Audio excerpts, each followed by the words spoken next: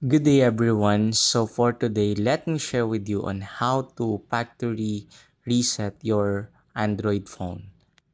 So here, let me share with you the simple steps. So first, please go to settings and then kindly scroll down and then look for the system and updates. So here, now it depends on your cell phone, but please make sure that you find the reset.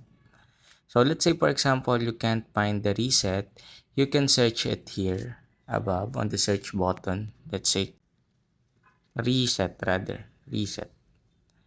And then here you will see the reset, this one, reset. And then you have the option to reset all settings, to reset network settings, or to reset phone. So please click the reset phone. All the things that you save will be automatically reset.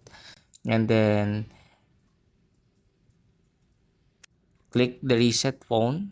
Once you click that, it will be shutting down, and then once it's open already, you will be seeing like a new phone, the one that you buy before.